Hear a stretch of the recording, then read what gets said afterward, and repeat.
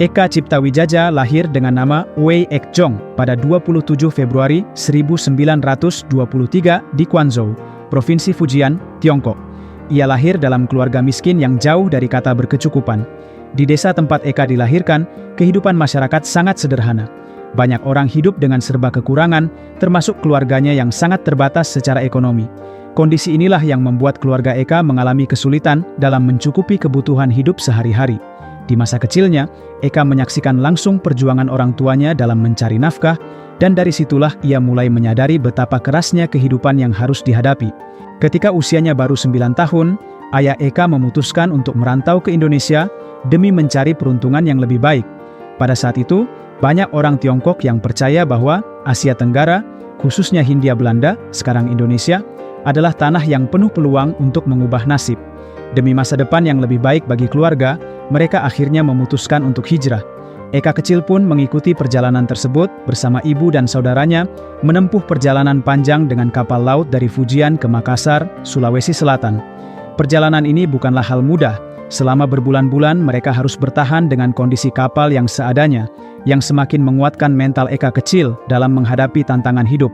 Setelah tiba di Makassar, kehidupan Eka tak langsung menjadi lebih baik. Meski telah berada di tanah rantau, ayahnya masih kesulitan mencari pekerjaan yang layak. Demi menyambung hidup, Eka kecil membantu ayahnya berjualan permen dan biskuit keliling kota. Dengan sepeda tuanya, Eka menjajakan dagangannya dari satu tempat ke tempat lain. Ia berjalan kaki dari pagi hingga malam, menahan panas terik dan hujan demi mendapatkan uang. Dari sinilah nilai-nilai ketekunan, kejujuran, dan kerja keras tertanam kuat dalam dirinya. Walaupun keuntungan yang diperoleh sangat kecil, Eka selalu menekankan pada dirinya untuk tidak menyerah pada keadaan, dan dia bertekad untuk tidak membiarkan keluarganya kelaparan. Meski seringkali mengalami penolakan, dan tidak jarang juga dia mendapat perlakuan kurang menyenangkan dari pelanggan, tapi Eka tetap bersemangat. Ketekunannya ini membentuk dasar yang sangat penting bagi masa depan bisnisnya. Ia mulai belajar untuk tidak sekadar berjualan, tetapi juga memahami kebutuhan dan keinginan pelanggannya. Dari pengalaman kecil ini, Eka paham bahwa modal utama dalam bisnis adalah menjaga hubungan baik dan kepercayaan. Ketika usianya menginjak 15 tahun, Eka Cipta memutuskan untuk mencoba berbisnis secara mandiri. Dengan modal uang tabungan yang sangat minim, Eka memberanikan diri membeli beberapa barang bekas untuk dijual kembali. Pada masa itu, bisnis barang bekas seperti kaleng, botol, dan kain perca cukup menjanjikan, meskipun dengan keuntungan yang kecil. Ia juga belajar untuk mengelola uang secara bijak, selalu menyisihkan sebagian dari hasil penjualannya untuk tabungan masa depan. Eka kemudian memperluas usaha kecilnya dengan mencoba berdagang minyak kelapa dan gula secara grosir. Dari usaha ini, ia mulai mendapatkan keuntungan yang lebih signifikan, meskipun masih dalam jumlah yang terbatas. Kendati demikian, Eka tidak pernah merasa puas dan selalu mencari cara untuk meningkatkan bisnisnya. Dari hasil tabungannya, ia mencoba mengembangkan usahanya dengan membeli kendaraan bekas untuk memudahkan distribusi barang. Pada tahun 1942, Jepang menduduki Indonesia. Situasi semakin sulit karena keterbatasan ekonomi dan kelangkaan bahan pokok. Namun, Eka melihat kondisi ini sebagai peluang besar. Banyak barang-barang pokok yang menjadi langka dan masyarakat sangat membutuhkan suplai dari pedagang. Eka pun mulai mencoba peruntungan dengan mendistribusikan bahan-bahan pokok yang sulit didapatkan seperti minyak dan gula. Ia bekerja keras untuk mengamankan pasokan dari distributor yang masih memiliki akses dengannya, meskipun ini sulit dan penuh risiko. Berkat kejelian dan keberaniannya, bisnisnya berhasil bertahan dan bahkan berkembang pesat di masa-masa sulit ini. Pada masa pendudukan Jepang inilah Eka pertama kali merasakan keuntungan signifikan dari bisnis yang ia jalani. Namun, periode ini tidak sepenuhnya tanpa tantangan. Selain harus menghadapi ancaman pengawasan dari pihak militer Jepang, Eka juga harus mempertahankan hubungan baik dengan pelanggan di tengah situasi yang sulit. Ia belajar mengelola risiko secara matang dan mulai mengembangkan jaringan bisnis yang lebih luas. Strategi-strategi dasar inilah yang kelak menjadi prinsip penting dalam membangun kerajaan bisnisnya. Setelah Indonesia merdeka pada tahun 1945, kondisi perekonomian Indonesia mulai membaik secara perlahan. Pada masa ini, Eka merasa semakin yakin untuk memperluas usaha ke sektor-sektor baru.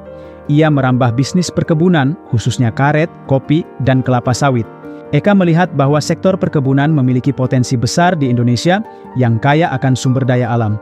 Keputusannya untuk berinvestasi di perkebunan membawa hasil yang positif karena permintaan untuk komoditas karet dan kopi meningkat di pasar internasional.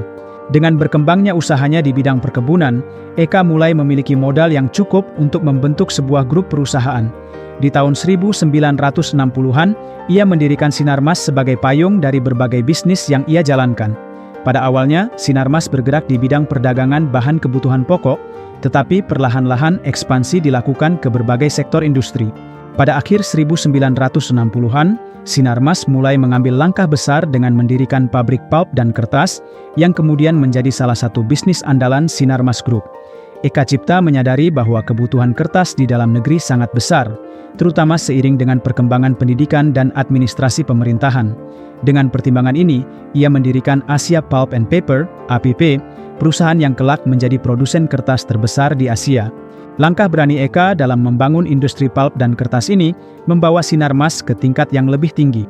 Pada era 1980-an, Sinarmas semakin berkembang dan mulai melirik sektor lain, seperti properti dan jasa keuangan. Salah satu proyek besar di bidang properti adalah pembangunan BSD City, sebuah kota mandiri di kawasan Tangerang, Banten, yang kini menjadi salah satu kawasan hunian dan komersial terkemuka di Indonesia. Selain itu, ia mendirikan Bank Internasional Indonesia, BII, untuk memperkuat posisi bisnisnya di sektor perbankan dan jasa keuangan. Kunci utama kesuksesan Eka Cipta Wijaja terletak pada prinsip-prinsip hidupnya yang sangat kuat. Ia selalu mengutamakan ketekunan, kejujuran, dan kerja keras. Meskipun telah menjadi salah satu konglomerat terbesar di Indonesia, Eka tetap hidup sederhana dan tidak menonjolkan kemewahan. Ia mengajarkan anak-anaknya untuk tetap rendah hati dan bekerja keras dalam mengelola perusahaan. Sepanjang hidupnya, Eka juga aktif dalam kegiatan sosial. Ia mendirikan Yayasan Eka Tijipta yang fokus pada bidang pendidikan dan kesehatan untuk membantu masyarakat kurang mampu. Bagi Eka, kesuksesan dalam bisnis tidak hanya diukur dari seberapa besar keuntungan yang diperoleh, tetapi juga dari dampak positif yang diberikan kepada masyarakat luas.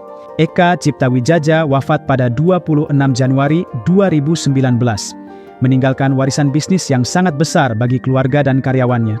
Anak-anaknya melanjutkan estafet kepemimpinan Sinarmas Group dan menjaga nilai-nilai yang telah ditanamkan oleh Eka selama puluhan tahun.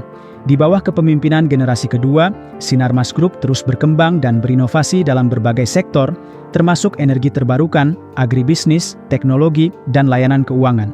Melalui Sinarmas Group, Eka Cipta Wijaja telah meninggalkan warisan abadi yang menginspirasi banyak orang.